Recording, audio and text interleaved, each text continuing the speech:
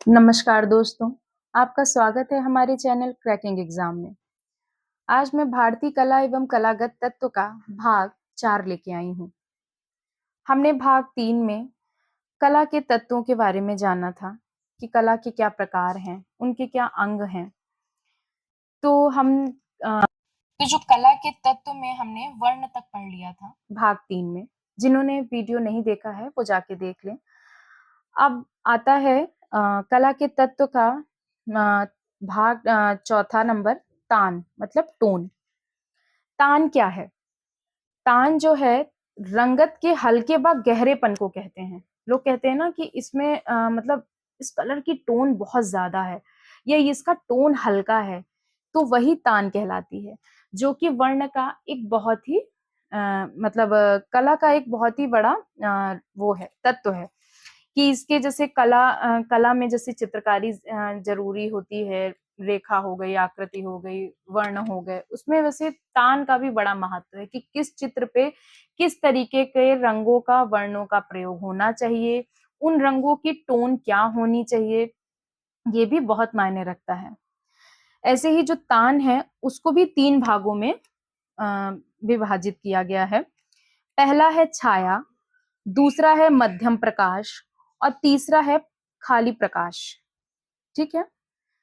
और चित्र में तान का बहुत महत्व होता है।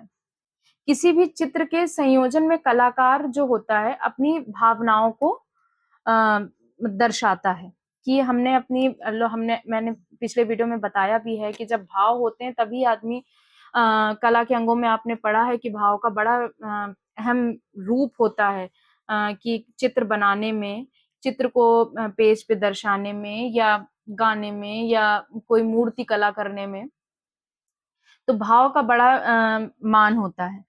इसी तरह जो कला के तत्व हैं उसमें तान का बहुत महत्व है। किसी चित्र में रंगों की तान का भी बहुत बड़ा महत्व होता है कि किस तरीके की चित्रकारी में उसमें किस तरीके के वर्णों का प्रयोग किया गया है, उसी से चित्र की सुंदरता दर्शाई जा सकती है। 5वां आ जाता है वैन मतलब पोत। पोत क्या है? धरातल का वह गुण पोत कहलाता है। मतलब इसको हम बुनावट भी कह सकते हैं, जो प्रत्येक वस्तु के अंतर पोत के माध्यम से किया जाता है। ठीक है। जैसे मान लीजिए धरातल का जो रूप है उसको पृथक पृथक हो सकता है, जैसे खुरदरा हो, चिकना हो। तो पोत को 2 प्रकार से आप अनुभव कर सकते हैं।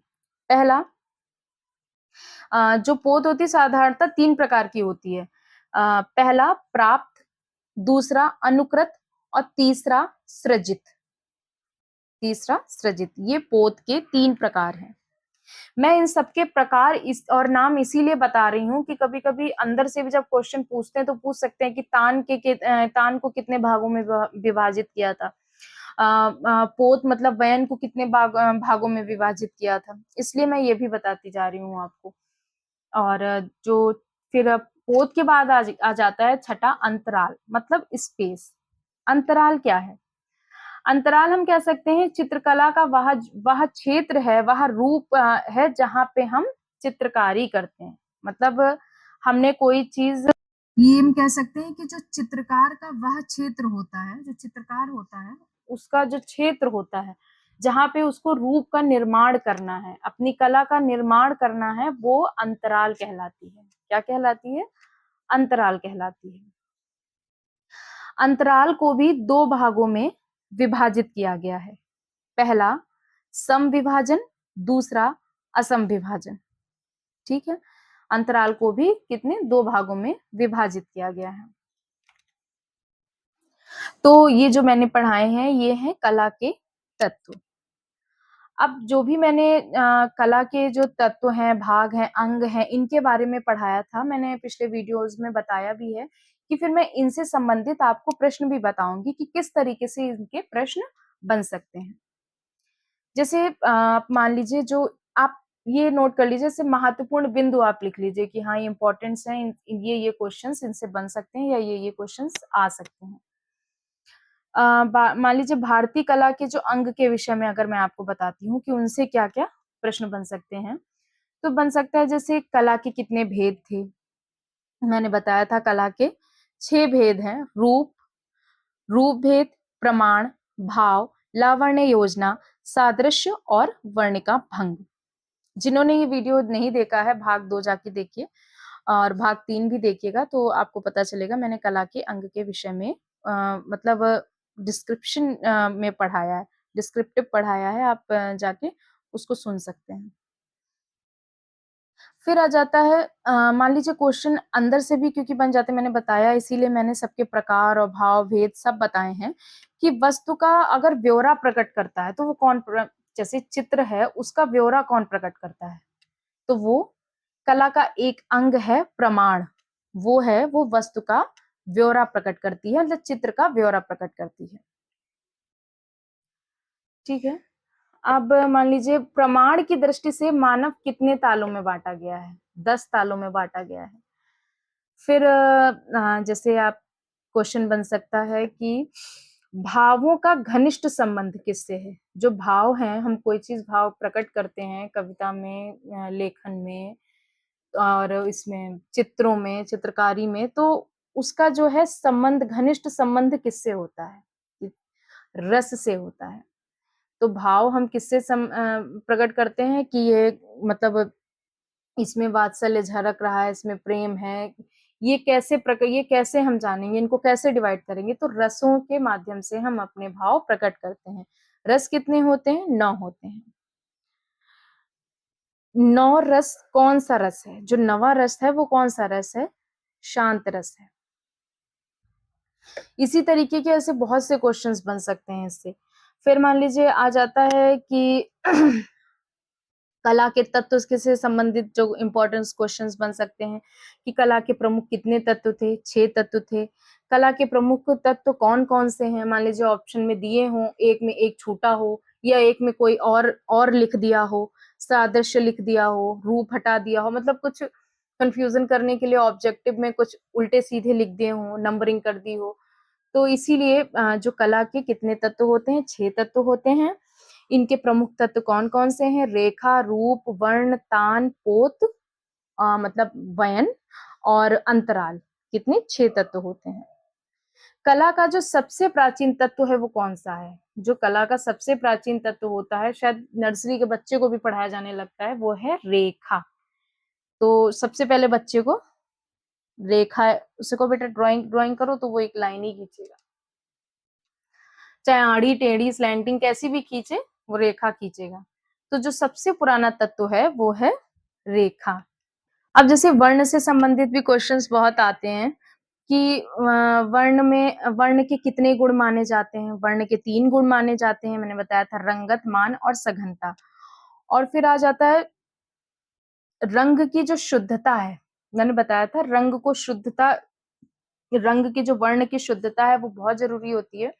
उसी से चित्र जो है मतलब अट्रैक्टिव बनता है, मतलब चमकदार बनेगा। तो उसके लिए क्या उसमें तत्व होना चाहिए? सघनता होनी चाहिए। अच्छा, मुख्य वर्ण कौन कौन से होते हैं? ये भी क्वेश्चन जरूर आता है। लाल, नीला, पीला, ये मुख्य वर्ण होते हैं। फिर क्वेश्चन बन सकता है कि मनोवैज्ञानिक आधार पर मुख्य रंगतें कौन कौन सी हैं?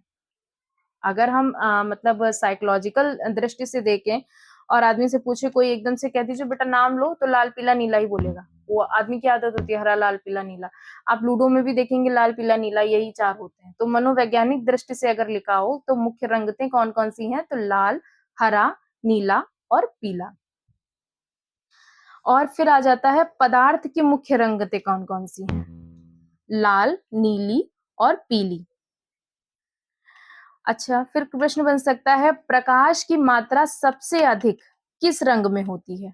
देखिए आप, मैंने आपसे कहा कि प्रकाश की, क्वेश्चन भी सुनिएगा, प्रकाश की मात्रा सबसे अधिक किस रंग में होती है? प्रकाश की जो मात्रा होती है वो सबसे ज्यादा पीले रंग में होती है। और किस रंग की कंपन गति सबसे कम होती है? मतलब कोई रंग अगर बहुत गहराई से किसी की टोन हो, दूर रखा हो और बिल्कुल सिर्फ एक ही रंग हो, आप अभी नीला रख दीजिए तो आपको लगेगा कि क्या ये मतलब हिल रहा है या मेरी आंखों को ऐसे अट्रैक्ट कर रहा है। तो ये चीज जो कंपन होता है वो सबसे कम जो होता है वो लाल रंग में होता है, लाल रंग में होता है। फिर मान लीजिए क्वेश्चन बन सकता है कि किस रंग की तरंग लंबाई सबसे अधिक होती है? लाल रंग की। रंग की जो तरंग की लंबाई होती है वो सबसे अधिक लाल रंग की ही होती है। जो अ, अग्रगामी रंग कौन-सा है? वो भी लाल है। फिर शीतल वर्ण क्या कहलाते हैं? पृष्ठगामी। जो ठंडे रंग होते हैं। फिर क्वेश्चन बन सकता है विष्णु धर्मोत्तर पुराण के अनुसार मुख्य वर्ण कितने हैं? वैसे तो मुख्य वर्ण मैंने आपको बताया लाल, नीला, पीला है, पर विष्णोत्तर पुराण के अनुसार ये आ सकता है कि विष्णोत्तर पुराण के अनुसार बताइए कि रंग के कौन से मुख्य रंग हैं? तो लाल, पीला, नीला, सफेद और काला। 5 मुख्य रंग हैं। अच्छा, न्यूटन के अनुसार प्रकाश की कितनी रंगतें हैं? न्यूटन ने भी जो प्रकाश की रंगतें बताई हैं वो कितनी बताई हैं? 7। देखिए ये कला से ही संबंधित प्रश्न है कि किस तरीके के आपको ये बेसिक नॉलेज होनी चाहिए आर्ट की। इसलिए ये क्वेश्चंस पूछे भी जा सकते हैं कि मतलब आपको मुख्य रंग के बारे में पता होना चाहिए कि किसने कौन-कौन से गहरे हैं, कौन हल्के रंग है, कौन ठंडे रंग है, कौन गरम रंग है। तो ऐसे ही पूछा है कि न्यूटन ने जो प्रकाश की रंगतें बताई हैं वो कितनी बताई हैं? 7 बताई हैं। बैंगनी, गहरा नीला, नीला, हरा, पीला, नारंगी और लाल। न्यूटन के हिसाब से प्रकाश की 7 रंगतें हैं। मुख्य रंगतों को मिलाने में जो रंगतें प्राप्त होती हैं, उन्हें कौन-सी रंगतें कहते हैं? जो मुख्य रंगत होती है, उनको अगर मिलाने से हमें कोई रंगतें प्राप्त होती हैं, तो वो द्वितीयक रंगतें कहलाती हैं क्योंकि वो एक रंग से दूसरे रंग में मिलाकर बनाई गई हैं, इसीलिए वो द्वितीयक हो गई। जैसे लाल प्लस नीला, लाल प्लस पीला, पीला प्लस नीला।